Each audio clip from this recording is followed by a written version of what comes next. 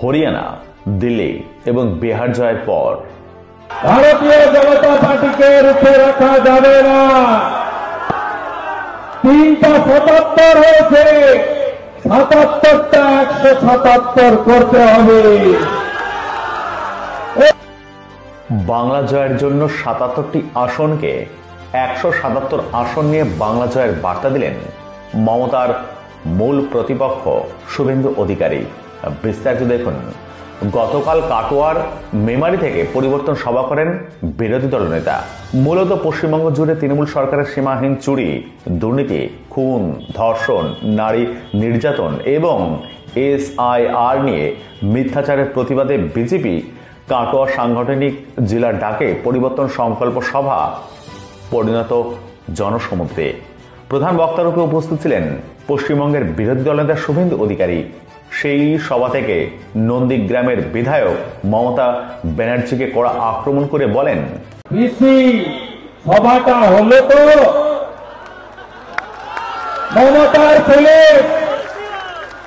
মধুসূদন ভট্টাচার্য, সাবির মন্ডলের প্রতি চাটেন, সভাটা করতে পারলে তো বিজেপি। ভারতীয় জনতা পার্টিকে রুখে রাখা যাবে না। 377 হয়েছে, 77টা 177 করতে হবে।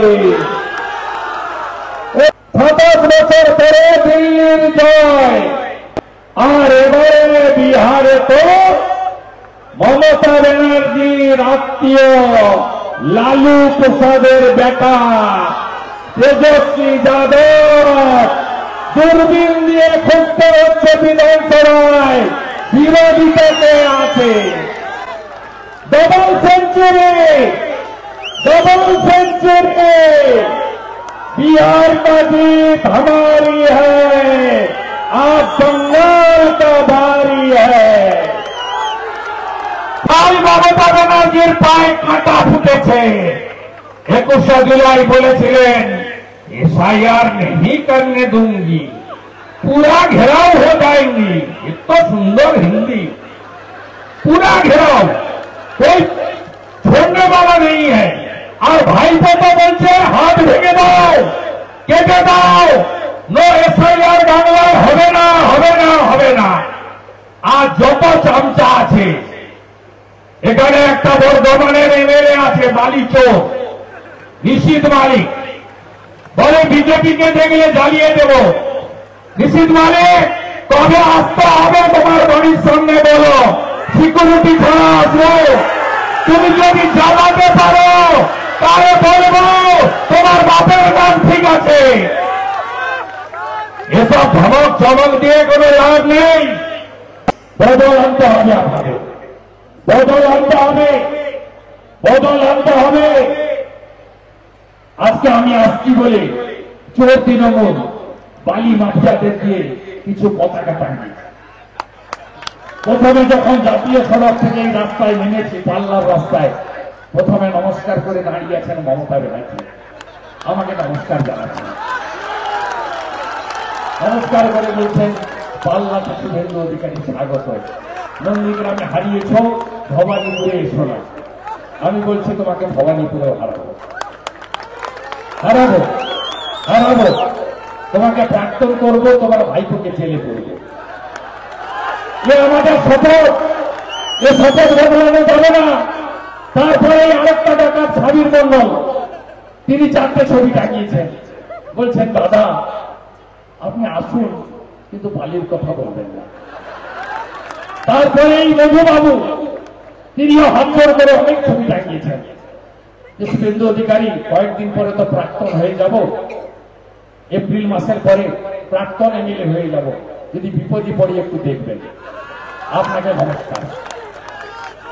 আমরা যখন বাংলাদেশি মুসলিম অনুপ্রবেশকারীদের ভোটার তালিকায় নাম রাখার বিরোধী, আমার হিন্দু শরণার্থী একদম নিশ্চিন্ত থাকুন।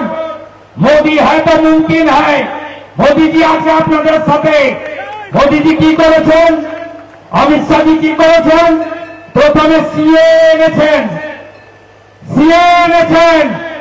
হিন্দু, শিখ, খ্রিস্টান, জৈন, বুদ্ধিস্ট, এ পার্সি যারা আফগানিস্তান, পাকিস্তান বাংলাদেশ থেকে ধর্মীয় কারণে ভারতে আসবে, তারা আবেদন করলে সিএএতে তারা নাগরিকত্ব পাবেন, নিশ্চিন্ত থাকুন।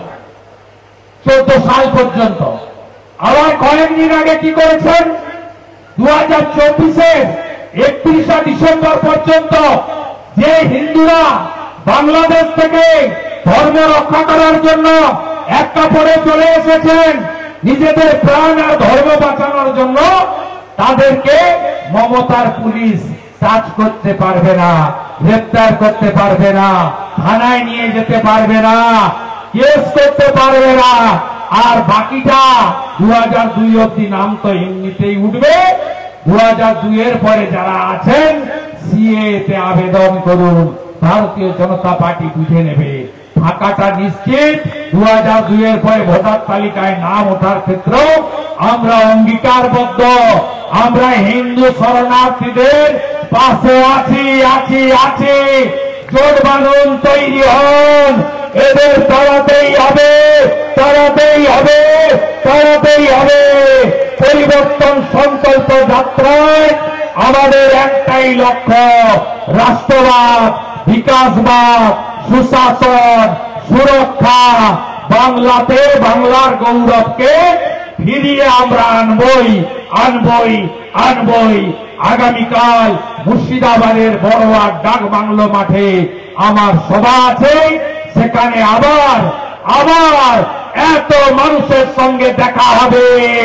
চারিদিকে আপনারা গেরুয়াময় করুন, এসআইআরটা ঠিকঠাক করে করুন। আর আবারও বলি, বুথে দলকে সংঘবদ্ধ করুন।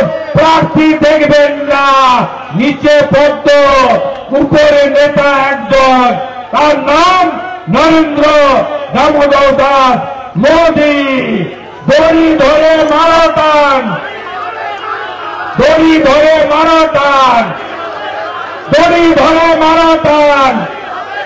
হীরক রানী বাই। এই সন্ধ্যাবেলা 10,000 লোক, চারিদিকে কালো মাথা, কৃষ্ণ কৃষ্ণ হরে হরে, কৃষ্ণ কৃষ্ণ হরে হরে, কৃষ্ণ কৃষ্ণ হরে হরে, কৃষ্ণ কৃষ্ণ হরে হরে।